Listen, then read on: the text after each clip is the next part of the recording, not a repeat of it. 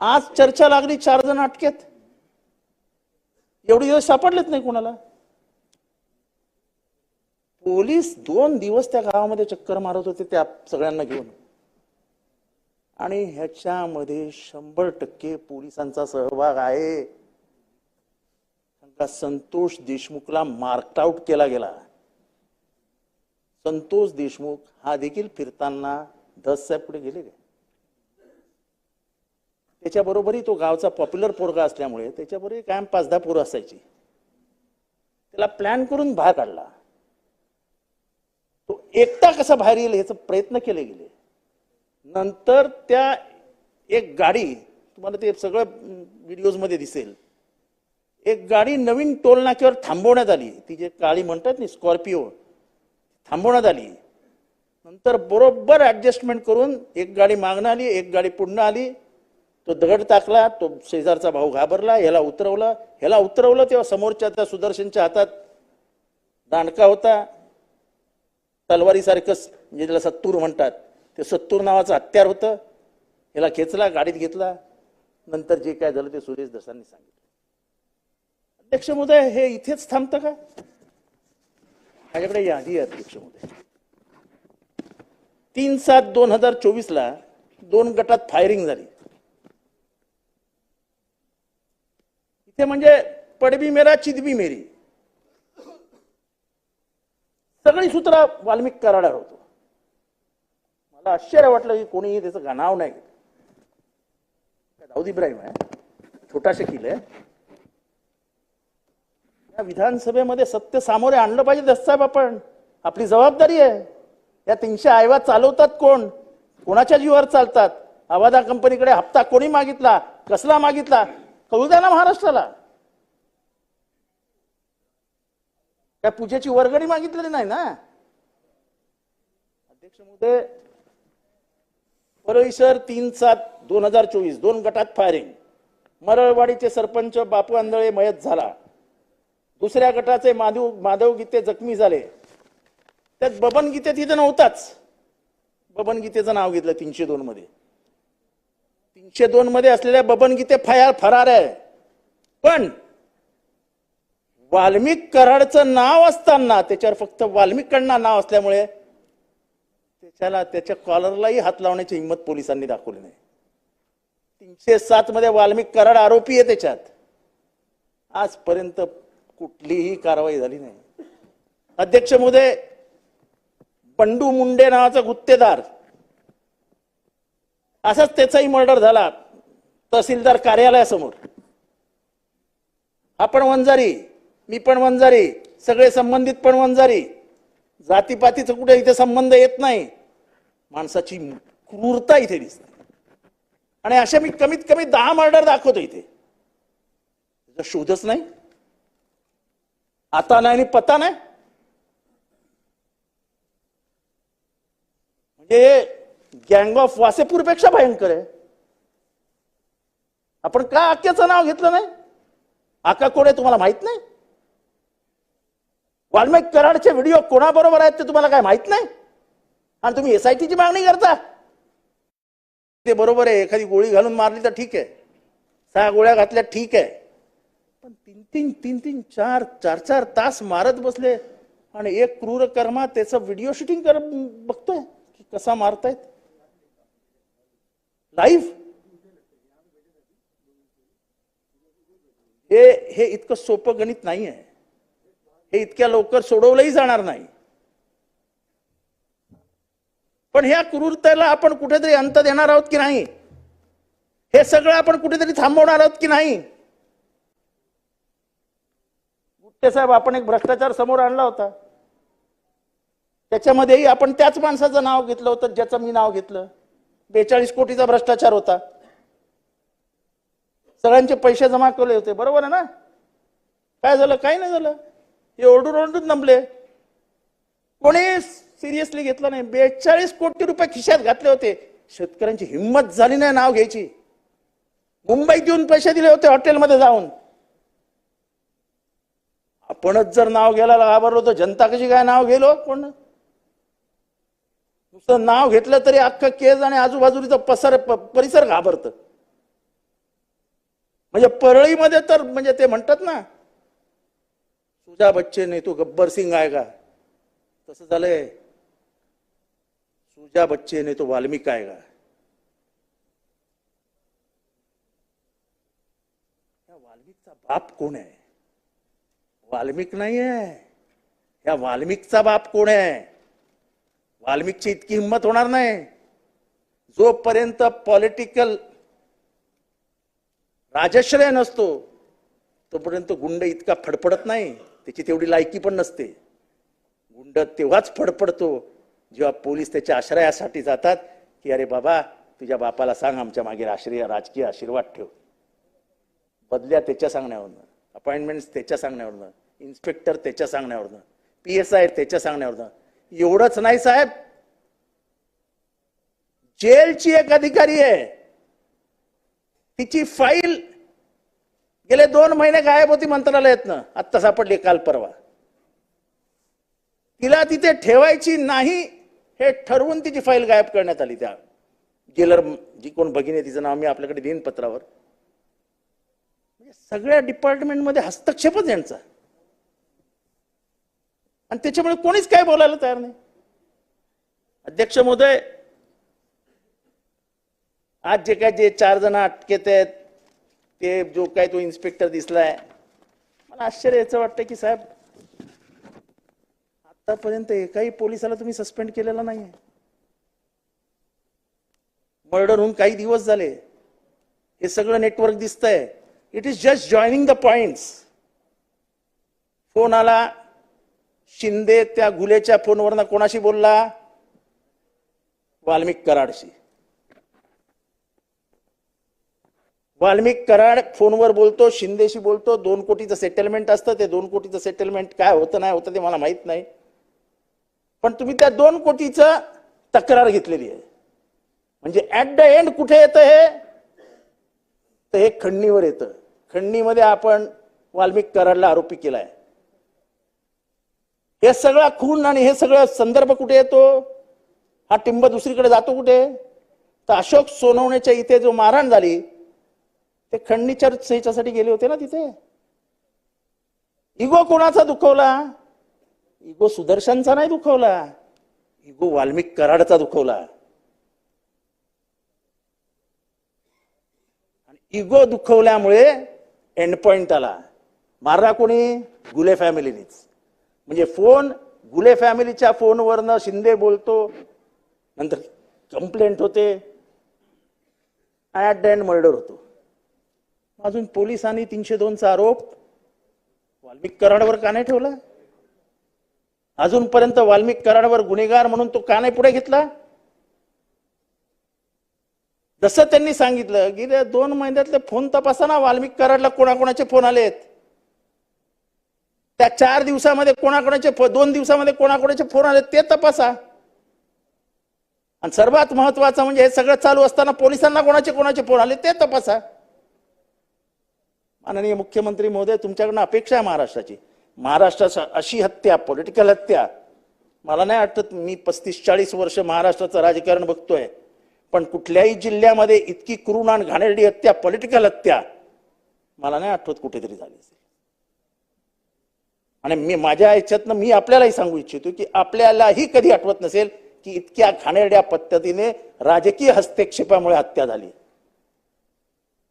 आणि हे आम्ही बोलत असतो तर ठीक आहे, तुमच्याच पक्षातले 2-2 आमदार बोलतायत आणि अगदी बिचारे भावनाविवश होऊन बोलत होते की साहेब आम्हाला ह्याच्यातनं सोडवा, आमची बदनामी होते, लोक आम्हाला प्रश्न विचारतायत. पक्षीय हे बाजूला ठेवूया, पण महाराष्ट्राचं सुसंस्कृत राजकारण जे आपण पहिल्या भाषणात सांगितलं की आपल्यातला संवाद संपलाय. साहेब लोकांमधला संवाद संपेल, लोक बोलणं बंद करून टाकतील, लोक बोलायचे थांबतील. तेव्हा माझी अपेक्षा आहे की आपण शांतपणाने शून्य नजरेत बघून काहीतरी विचार करताय असं मला वाटतंय. नाही तेच म्हणजे तुम्ही विचार करताय काहीतरी, पण साहेब गांभीर्याने. असं आहे, आका कोण आहे आपल्याला माहिती आहे, हे सगळं कोण करतं हे पण मला माहिती आहे. तोच जर आपला सहकारी असेल तर कुठल्या चौकशी अपेक्षा करता हो तुम्ही? काय चौकशी होणार आहे? त्याच्याकडनं चौकशीची अपेक्षा करतो का कुठल्या तर अधिकाऱ्याच्या, तुमच्या बाजूला बसलेल्या सहकार्याच्या? साहेब, खरं महाराष्ट्रावरच्या मातीवर तुमचं प्रेम असेल तर संतोष देशमुखच्या दोन्ही पोरांची शपथ आहे तुम्हाला, त्या माणसाला मंत्रिमंडळातनं बाहेर काढा आणि बघा चौकशी कशी होते ते. त्या रिटायर्ड जज चौकशीसाठी बघा चौकशी कशी होते ते. साहेब, असं नाही चालणार हो. एक बाई विधवा झाली, एक आपली बहीण, लाडकी बहीण, तिचं कुंकू पुसलं गेलंय, तिची 2 मुलं, जर ते लातूरला अभ्यास करत असतील तर चांगला पैसा लागत असेल बिचारांना शिकायला. मुख्यमंत्री महोदय, बाकी कोणाकडनंही नाही, तुमच्याकडनं ही अपेक्षा आहे. आम्हाला वाटलं होतं की हे मर्डर झाल्यानंतर आपल्या मंत्रिमंडळात नावं बघताना की काहीतरी वेगळा बदल दिसेल, दिसला नाही मुख्यमंत्री महोदय, वाईट वाटलं. मुख्यमंत्री महोदय, कमीत कमी ही विनंती मान्य करा, SIT BIT सब झूठ है. तुमच्या हाताखाली, तुमच्या सरकारच्या हाताखाली काम करणाऱ्या पोलीस अधिकाऱ्याकडनं अपेक्षा करणं म्हणजे अपेक्षा भंगाचं दुःख नंतर सहन न करण्यासारखं, त्यापेक्षा अपेक्षा न केलेली बरं. ह्या प्रकरणामध्ये जर महाराष्ट्राला दाखवायचं असेल की राजकीय गुन्हेगारीकरणाला देवेंद्र फडणवीसच्या दारात स्थान नाही, तर तुम्ही सर रिटायर्ड जज, हायकोर्ट जज बसवा आणि गेल्या 2 वर्षात झालेल्या सगळ्या हत्यांची चौकशी करा. का म्हणून सगळीकडेच वाल्मिक कराडचं नाव येतं, दुसऱ्या कोणाचं का नाव येत नाही? मी तर त्या जिल्ह्यात पण राहत नाही हो, तरी माझ्याकडे एवढी मोठी यादी येते. म्हणजे तुम्ही जर व्यवस्थित मागणी, म्हणजे तुमच्याकडे आतापर्यंत याद्या आल्याच असतील, एक कमीत कमी 42-43 नावं आली असतील गेल्या 3 वर्षातली. माझ्याकडे कमी आले असतील, तुमच्याकडे त्याच्यापेक्षा जास्त असतील. पण लोक डोळे उघडून तुमच्याकडे बघतायत साहेब, न्यायाच्या अपेक्षेने. आणि आपण ह्या प्रकरणात न्याय कराल असा जेव्हा ही चर्चा घडते ती उभ्या महाराष्ट्र बघत असेल. आम्ही हे जे बोलतोय, we speak the truth on the floor of the house, असं म्हणलं पॉइंट ऑफ प्रॉपर्टी. आम्ही बोलतोय ते खरं बोलतोय, त्याच्यातला एकही शब्द खोटा नाही.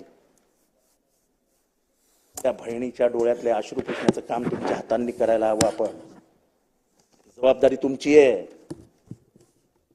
त्या लेकरांच्या गेलेल्या बापाची जबाबदारी आपल्याला घ्यावी लागेल. तिथे बाप आपल्याला बनावं लागेल. ही समाज व्यवस्था महाराष्ट्राची आहे.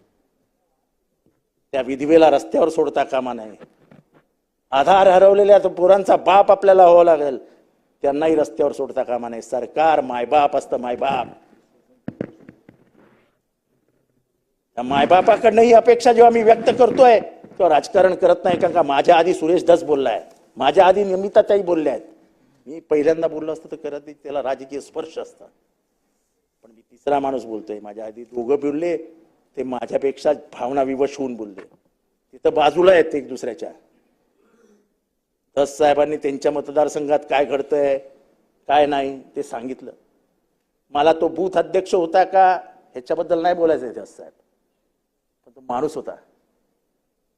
अरे महाराष्ट्रातली माणुसकी तर जिवंत ठेवूया. आपण माणुसकीची हत्या करायला लागलो आता. अशा पद्धतीने खून होणार असतील आणि त्याला जर राजकीय वरदस्त मिळणार असेल तर सगळ्या जिल्ह्यांमध्ये सुरू होईल. मला असे कितीतरी खून माहिती आहेत की पोलीस घरापर्यंत गेलेत, मागे आलेत. नावासकट सांगेन, नावासकट पोलीस अरेस्ट करायला गेलेत, फोन आलेत, ए मागे फिर रे, नावासकट सांगू शकतो. मला त्या प्रकरणात जायची नाही. पण हे याच्यामुळेच वाढलं साहेब. पोलिसांच्या बदल्या होतात लगेच. मर्डरचा तपास करायला गेलेला अधिकारी दुसऱ्या दिवशी सकाळी बदली केला जातो. दुसऱ्या दिवशी सकाळी साहेब मला बोलवा, आपण नावासकट फोटो सकट दाखवतो. नाही चालणार. हे मी राजकारण बोलत नाहीये. उद्या आमच्या उडतीला मुंड्या. अरे साला खूप बोलला यार हाऊसमध्ये, काय होत नाही टाक्स आलेला. मला कुठल्याही प्रदेशचं नाव घ्यायचं नाही. Uttar Pradesh, Bihar. We are moving towards the jungle raj and we don't expect this from Devendra Fadnavis. I look at you as a gentleman. You might be a politician, but you are a father at heart. Just talk to your heart. Just ask your heart a question. माझ्या हृदयातला लपलेला बसलेला पाप काय उत्तर देतोय, त्या उत्तरावरती काम करा साहेब, एवढीच आपल्याकडनं अपेक्षा आहे. साहेब, जे परभणीमध्ये झालं, त्या परभणीमध्ये तो कोण सोपान पवार जातो, ते उचलतो, तोडतो, फोडतो, चला झालं. पण शांतपणे चालू असलेल्या बंदमध्ये अचानक पोलीस बळाचा वापर सुरू करतात. मी आपल्याला व्हिडिओ दाखवतो, म्हणजे एखादा दांडका तोडायला अंगावरती, शिंदे साहेबांना माहिती आहे किती वेळ लागतो पोलिसांचा दांडका तुटायला, कमीत कमी 2-4 फटके तरी लागतात तुटायला. तर मी तुम्हाला व्हिडिओ दाखवतो. देवेंद्र फडणवीस साहेब, एक फटका आणि दांडका तुटला. असे कमीत कमी 16 व्हिडिओ दाखवतो साहेब मी, 16 व्हिडिओ. बायकांना घरात जाऊन मारायचं कामच काय होतं? बायकांनी कुठं काय केलं होतं? मला एक हिंदी पिक्चरचा डायलॉग आठवतो साहेब, गरीबों की जान क्या जान नहीं होती सेठ. साहेब, तो सूर्यवंशी पोरगा काय करत होता? दंगल करत होता, व्हिडिओ काढत होता फक्त. म्हणजे एवढा अतिरेक पोलिसांचा होणं, it is not right for a welfare state. Don't make this state a police state. प्रत्येकाचा आपापल्या मर्यादा राखल्याच गेल्या पाहिजेत. हे राज्य जर आपण पोलिसांच्या हातात दिलं तर उद्याही आपलं ते ऐकेनासे होतील. मी जेव्हा 26/11चा दंगा झाला, 26/11चं जे काय झालं, फायरिंग वगैरे जे झालं, आणि जेव्हा याच सभागृहामध्ये हसन गफूर यांच्यावर आरोप होत होते की तुम्ही काहीच केलं नाही, तेव्हा साहेब मी बोललेलं, माझं रेकॉर्ड काढा, की पोलीस हे अतिरेक्यांशी भांडण्यासाठी, लढण्यासाठी नाही आहेत, ते फक्त लॉ अँड ऑर्डर मेंटेन करण्यासाठी आहेत. You don't expect them to fight with terrorist. उद्या जर पोलिसांनी ठरवलं गोळ्या घालायच्या तर आपल्यातला एकही मोर्चा टिकणार नाही, आपल्यातलं एकही आंदोलन टिकणार नाही. पोलिसांनी फक्त लाठ्याकाठ्यांचा वापर करावा आणि कायदा आणि सुव्यवस्था मेंटेन करावी. गोळ्या घालण्याचं काम हे मिलिटरीचं आहे. या 26 तारखेच्या ह्याच्यात हसन गफूरवर आरोप होत होते तेव्हा मी एक समोरच्या सत्ताधारी बाकावरनं बोलत होतो. त्या पोलिसांच्या मर्यादा आहेत त्या बाळगायला हव्यात. पोलिसांनी इतकं क्रूरतेने वागावं ह्याची चौकशी व्हायला हवी. पोस्टमार्टम रिपोर्ट आमचा नाही ना साहेब, पोस्टमार्टम रिपोर्ट सिव्हिल सर्जनचा आहे.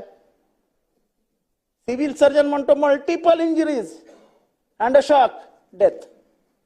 प्रिंटेड रिपोर्ट आहे साहेब. मल्टिपल इंजुरीज झाल्या कशा? कुठे बाहेर मारला असेल, कसा बाहेर मारणार? मग मर्डर आहे, मग कोणी केला? इतक्या सहजासहजी जर आपण मृत्यू घेणार असू आणि मृत्यूची किंमतच ओळखणार नसू तर जीवनालाच अर्थ नाही. Life has a price, it is priceless. त्यामुळे साहेब हे दोन्ही गुन्हे जे आहेत, दोन्ही प्रकरण आहेत, गंभीर आहेत.